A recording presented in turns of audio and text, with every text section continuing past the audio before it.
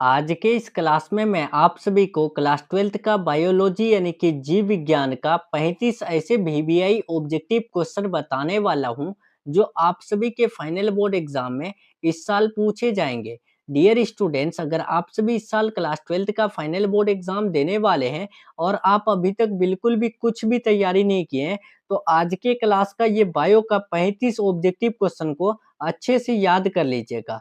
Dear students, आपको पता ही है कि आपके फाइनल बोर्ड एग्जाम में बायो का क्वेश्चन बहुत ज़्यादा हार्ड पूछे जाते हैं। इसीलिए मैं आप सभी के लिए ये 35 जो है ना वीवीआई ऑब्जेक्टिव क्वेश्चन चुन करके लाया हूँ, जो आपका फुल एनसीईआरटी पैटर्न पर आधारित है और साथ ही साथ नए पैटर्न पर आधारित है और बार-बार पूछा गया क्वेश्चन यानी है, ठीक है? तो आप सभी ध्यान से देखिएगा और हर एक क्वेश्चन को याद कर लीजिएगा, ठीक है? आपके फाइनल बोर्ड एग्जाम में इस क्लास से बहुत सारा क्वेश्चन हूबहू आने वाला है, ठीक है?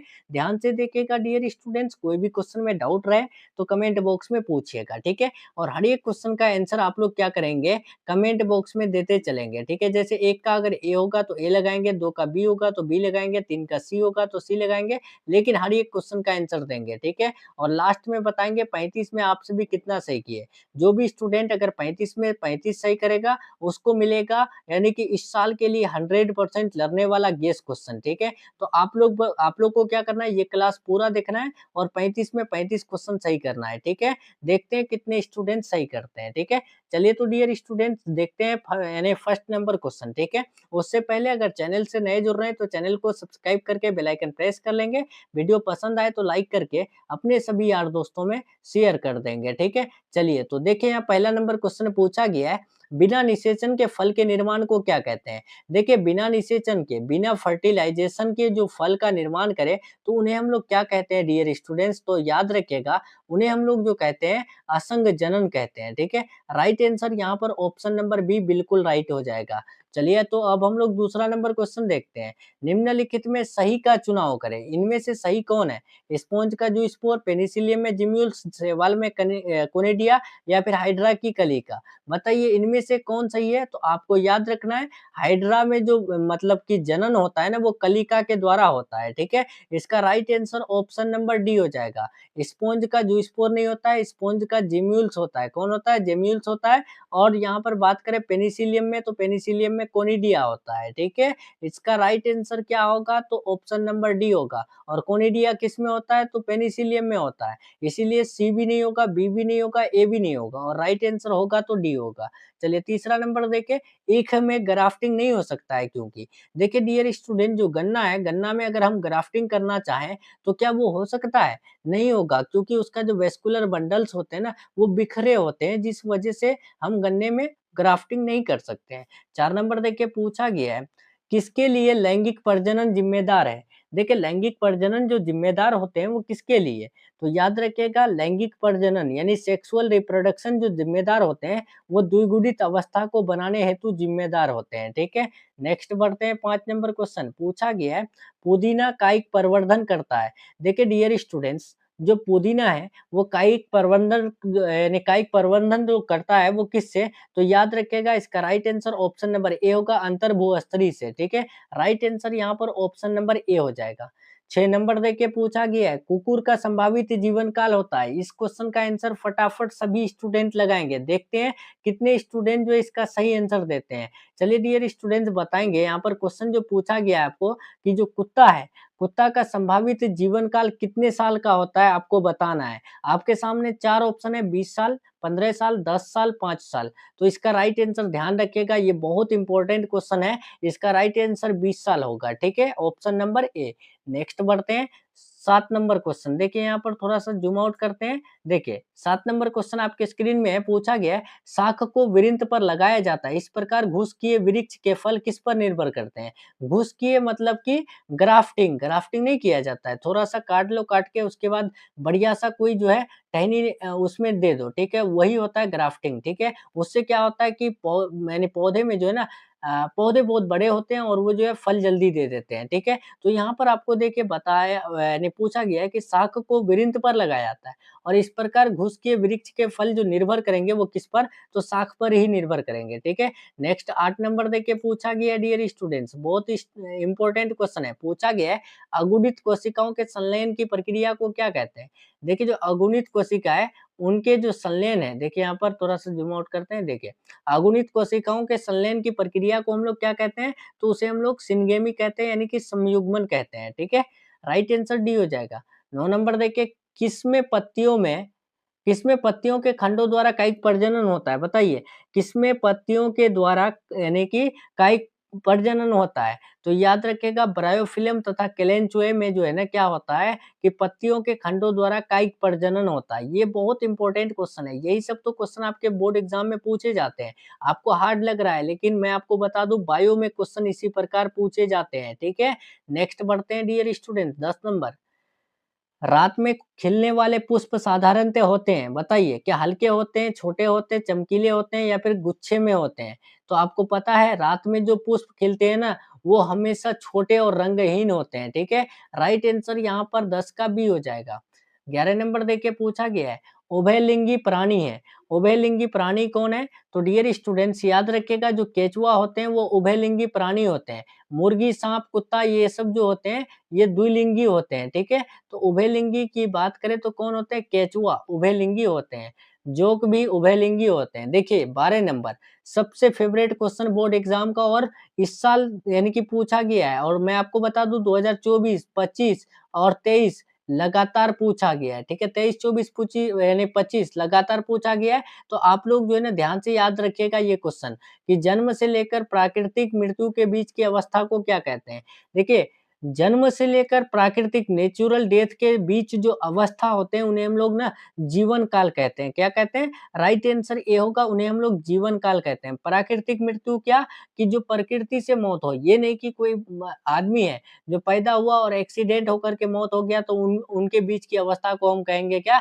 जीवन काल, जो कि गलत होगा। उनकी अवस्था को जीवन काल नहीं कहेंगे। जन्म से लेकर जब प्राकृतिक मृत्यु होगा तो उन बीच जितने भी साल होते हैं, जितने भी महीना होते हैं, तो उनको कहते हैं जीवन काल, ठीक है? नेक्स्ट बढ़ते हैं यहाँ पर 13 नंबर क्वेश्चन पूछा गया है। आकारिकी तथा आनुवंशिकी रूप से समान जीवों को क्या कहते हैं? तो आकारिकी तथा आनुवंशिकी रूप से समान जीवों को क्लोन कहते हैं, ठीक है? राइट आंसर 13 का ए होगा। 14 देखिए, अमीबा में प्रजनन किस प्रकार होता है? अमीबा में जो प्रजनन होता है वो किस प्रकार? तो याद रखिएगा द्विखंडन द्वारा प्रजनन होता है, ठीक है? और कोनिडिया में किसमें? तो पेनिसिलियम के द्वारा होता है, ठीक है? और जिम्यूल्स में किसके द्वारा? तो जिम्यूल्स में स्पॉन्ज के द्वारा, ठीक है?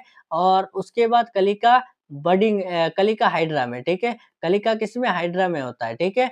नेक्स्ट बढ़ते हैं डियर स्टूडेंट्स, पेनिसिलियम में प्रजनन होता है, तो पेनिसिलियम में प्रजनन होता है किसके? कोनिडिया के द्वारा, ठीक है? राइट आंसर डी हो जाएगा। जिम्यूल्स के द्वारा किसमें होता है? तो स्पॉन्ज में होता है, मैंने बार-बार बता रखा है, ठीक है? और कलिका में किसके द्वारा होता है? तो कलिका द्वारा जो होता है ना वो किसमें? हाइड्रा में होता है, ठीक है? किसमें? हाइड्रा में। नेक्स्ट क्वेश्चन की तरफ बढ़ते हैं 16 नंबर, मासिक चक्र किसमें होता है? बताइए मासिक चक्र किसमें होता है? बंदर, कपी, मानव या फिर सभी? तो आपको पता है जो मासिक चक्र होते हैं वो 28 दिन का काल होता है, ठीक है? 28 दिनों के बाद होता है, ठीक है? और ये किसमें होता है? तो बंदर में, कपी में, मानव में, तीनों में होता है, ठीक है? राइट आंसर डी हो जाएगा। 17 नंबर देखिए, आम के फल में खाने वाला भाग है। बताइए डियर स्टूडेंट्स, जो आम है, आम का कौन-सा भाग हम लोग खाते हैं? इसका राइट आंसर क्या होगा? तो मध्य फल वित्ती खाते हैं, ठीक है? पूछा गया क्वेश्चन है, इंपॉर्टेंट है, याद रखेंगे। 18 देखिए, समसूत्री विभाजन है, कायिक कोशिका में, जनन कोशिका में और भी दोनों, इनमें से कोई नहीं। बताइए समसूत्री विभाजन जो होता है वो किसमें है? तो 18 का right answer option number A होगा, कायिक कोशिका में। 19 नंबर देखिए, बिना निषेचन के फल बनाने की प्रक्रिया को क्या कहते हैं? बिना निषेचन के फल बनाने की प्रक्रिया को पार्थेनोकॉर्पिक कहते हैं, जिसको प्योर हिंदी में असंग जनन कहते हैं। क्या कहते हैं? असंग जनन कहते हैं, ठीक है? नेक्स्ट बढ़ते हैं 20 नंबर, इनमें से किसमें आंतरिक निषेचन नहीं होता है? देखिए डियर स्टूडेंट्स, यहाँ पूछा गया आंतरिक निषेचन किसमें नहीं होता है? तो मेढक में आंतरिक निषेचन नहीं होता है, ठीक है? राइट आंसर 20 का बी हो जाएगा। 21 नंबर देखिए, द्विखंडन एक प्रकार का क्या है? तो द्विखंडन एक प्रकार का अलैंगिक जनन है, ठीक है? 21 का बी हो जाएगा। 22 नंबर देखिए, इनमें से कौन अंडज है? अंडज किसको कहते हैं? अंडा देने वाले प्राणी को अंडज कहते हैं। क्या कहते हैं? अंडा देने वाले जो भी प्राणी होते हैं ना, उन्हें हम लोग अंडज कहते हैं। और जो सीधे शिशुओं को जन्म दे उसे हम लोग क्या कहते हैं? तो जो सीधे शिशुओं को जन्म दे उसे जरायुज कहते हैं। जरायुज में जैसे कि मानव आते हैं, ठीक है? गाय आते हैं, भैंस आते हैं, बकरी आते हैं। ये लोग किसमें आते हैं? जरायुज में आते हैं। ये सीधे बच्चे को जन्म देते हैं। और अंडा देने वाले में आ जाता है कौन-कौन? जैसे कि कंगारू आ जाते हैं, ठीक है? सॉरी, कंगारू नहीं आते हैं, एगडीना आते हैं, ठीक है? कौन आते हैं? एगडीना आते हैं, साँप आते हैं, ठीक है? उसके बाद मुर्गी आते हैं, ठीक है? तो यहाँ देखिए अंडज, अंडज की बात करें जब भी तो एकिडीना अंडज होते हैं, ठीक है? नेक्स्ट बढ़ते हैं। इनमें से पूरे जीवन काल में एक ही बार पुष्पित होता है। तो पूरे जीवन काल में जो यानी पुष्पित होता है ना वो कौन? ये 23 बहुत इंपॉर्टेंट है डियर स्टूडेंट्स, याद रखिएगा। पूरे जीवन काल में बाँस जो है ना एक बार पुष्पित होता है, ठीक है? नेक्स्ट बढ़ते हैं 24 नंबर। इनमें कौन द्विगुणित है? बताइए इनमें से कौन द्विगुणित होते हैं? तो युग्मनज द्विगुणित होते हैं, ठीक है? राइट आंसर 24 का डी हो जाएगा। नेक्स्ट 25 देखिए, किस फल का बीज चोल खाया जाता है? कौन से फल है जिसका बीज चोल खाया जाता है डियर स्टूडेंट्स? तो याद रखिएगा शरीफा का, लीची का, जायफल का, तीनों का हम लोग क्या खाते हैं? यानी कि बीज चोल खाते हैं। सो राइट आंसर हमारा डी होगा। 26 देखिए, समयुग्मकी पाई जाती है। आप लोग क्या कीजिए फटाफट से लाइक करके शेयर करते चलिए, ठीक है? और आप सभी अगर पर डे यानी क्लास करना चाहते हैं तो चैनल को सब्सक्राइब करके बेल आइकन प्रेस करते चलिए, ठीक है?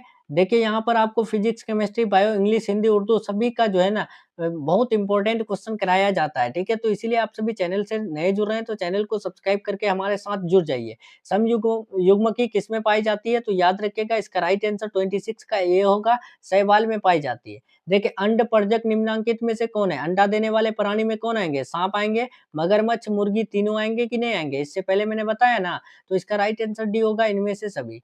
नेक्स्ट 28 इनमें से कौन सत्त फल है? बताइए सत्त फल कौन है? तो सत्त फल की बात करें तो ये सेब जो है ना सत्त फल होते हैं, ठीक है? इसका right answer option number A होगा।